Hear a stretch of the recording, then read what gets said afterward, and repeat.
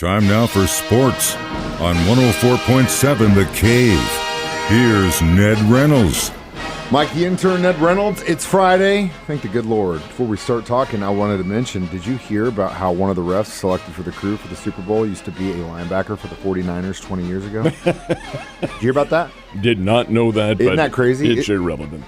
You would think, but still, it sounds like a conflict of interest to me. No, either way. These guys go through exams, oral exams, written exams, and all that before they're even made officials. And sure, there's somebody who recognizes that. There have been ex-players who have been National Football League referees. Yeah. So, we'll see what happens in Las Vegas. All right, Bob Costas, what is he saying about the Chiefs? Well, he called them the new America's team, and I think he makes some very significant points, and I would have to agree with him. The record, 4 of the last 5 in the Super Bowl, and have played very well. You have Patrick Mahomes, best player in the NFL, and he's on just about every commercial that you see on TV. I mean, he is all over the place. Those State Farm commercials are pretty good, but he's on more than that. And you have Travis Kelce and, of course, his relationship with Taylor Swift.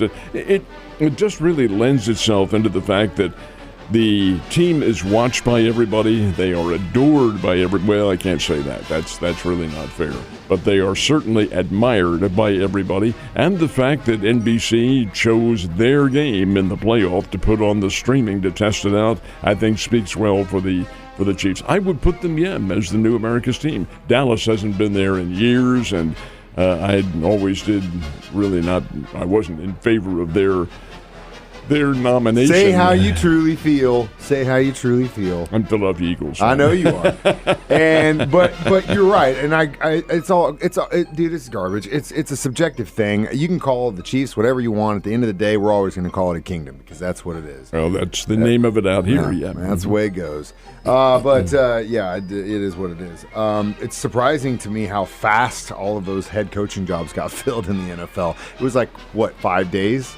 Well, I think a little bit more than that, maybe 7 or 8 somewhere. But still, under 2 weeks, that's to fill them all. You have to remember, Mike, that with the combine coming up and the draft coming up, those new head coaches have decisions to make, and that's one of the reasons why the last remaining one, the Washington Commanders, that job apparently is about to be filled today by Dan Quinn, who had been the defensive coach of the Dallas Cowboys. Notice the way these teams are going for their new head coaches. They're concentrating on defense. McDonald with the Seattle Seahawks, and now you have Quinn with Washington. Hey, defense is where it's done. That's why the Chiefs are winning. Yeah, they have Patrick Mahomes, and I really do think Kansas City could score if they needed to, but when you have the defense out there shutting out the opposition, there is the big difference maker. It'll be interesting to see what happens. It seems to me that the league is trying to go a little too smart sometimes with some of these guys. You got some of the coaches that got their job that never play college ball, that are analytically intelligent as hell. And you guys got like Coach Campbell, who will bleed and die for those players, who's a man's man, who's a player's player. You know what I mean? So there's two schools of thought. It's kind of the best to have both worlds, like in Coach Andy Reid. Although, in all honesty, all of the individuals who you have mentioned, many of them, and this is, I think, holds true in baseball as well. The star players don't make real good coaches or managers by a long shot.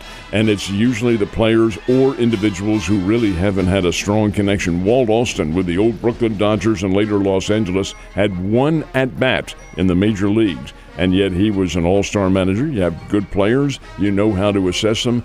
It all figures into the mix. You better have some intelligence. Last but not least, what all-star team won the first of the 2 games for this weekend? Yeah, there are 2 all-star games. The last night's was the East-West Shriners game, and they played it in Frisco, Texas, at the training grounds of the Dallas Cowboys. If this is the training grounds, they're pretty good. It's a stadium in Frisco, Texas. They call it the Port or something like that, but whatever it is, had a fair crowd. And the West All-Stars won 23-11. Frank Gore Jr. had a big game, ran for almost 100 yards, played his college ball at Southern Miss, and he'll be going into the Combine in Indianapolis coming up here in a couple of weeks. And the star quarterback was Tuala Tagovailoa. He's to his brother. Played for Maryland this year, 9 of 14 through the air, and rushed for a GD. Pretty good performance by those guys. Now, the next one is tomorrow, and that is the Senior Bowl game, and they'll play that in Mobile, Alabama, and that's also a big one. Scouts are all over the place. They are judging these players, assessing them, and these are the guys who will probably go very well in the draft. And most of the other 30 teams aren't going to be watching the Super Bowl. They're going to be watching that. A very critical weekend for some of these college basketball teams. So let's start with the Bears. When you get into early February like this, it's time to make that stretch run and make it count. And the Bears are on a stretch run, or seemingly so. They have won 3 straight and are playing well, and they will host Belmont. The Belmont Bruins out of Nashville, relatively new team in the Missouri Valley Conference. They'll be coming in for a 1 o'clock game tomorrow at the Great Southern Bank Arena.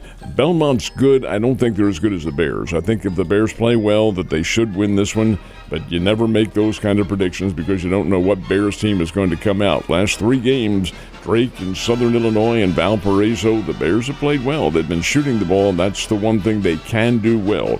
And if they continue, they could reach the 500 mark in the conference with a win tomorrow. Lady Bears will play at Southern Illinois later tomorrow afternoon over in Carbondale. Both of the Drury teams are playing in Bolivar, and that'll be tomorrow afternoon with the ladies at 1 and the men at 3. And don't you know that Drury is looking for a little payback? These 2 teams played earlier back in December, and Southwest Baptist came down here in Springfield and won both of them. The ladies' game was by 1 point, but it was a win nonetheless. So I think Drury's looking for a little payback when they play the Bearcats. And the Missouri Tigers looking for that first conference win. That's right, folks. They are 0-8 in the Southeastern Conference. They go to Nashville to play Vanderbilt tomorrow afternoon. So, indeed, maybe the sun will shine and things will look a lot brighter. Fingers crossed. Did the weather in California mess with the Pro-Am golf tournament? I think it will later on this weekend. This is not a weatherman. I don't know anything about it. A lot of rain, though, man. A lot. But it held off yesterday. This is a four-round event, of course, the AT&T Pebble Beach Pro-Am, the old Crosby Clan Bake, but they did get underway on the Monterey Peninsula. Beautiful, beautiful golf courses out there, Spyglass Hill and Pebble Beach itself. They're all terrific. First-round leader, a guy named Thomas Detry. He had a 9 under par. Now, keep in mind, Mike, all of the big names are playing in this tournament because the first prize is $20 million. $20 million. That'll put a few peanut butter sandwiches on the table for you. Thomas Detry. I've never heard of the guy. He's a Belgian, from Belgium. That's why he's Belgian. But he's played college golf in this country at Illinois, up in Champaign-Urbana. So Thomas Detry has a 1-point lead over Patrick Cantlay, but all of the big names are lurking right there in very close proximity. Now, if the weather holds off, and there's a chance that it will not, then we should see a really good finish at the Pebble Beach Pro-Am. Oh, man, I can't wait to take some naps this weekend. All right. First college baseball games are getting close, too. It is 2 weeks from today. Wow. Now I say the first college games. The NCAA mandates that you cannot start the season before February 16th, and that's Friday, 2 weeks. Now the others, the NAIA and some of the others, the National Christian College, they can begin. Matter of fact, the newly named Mission University, that's the old BBC, they play today.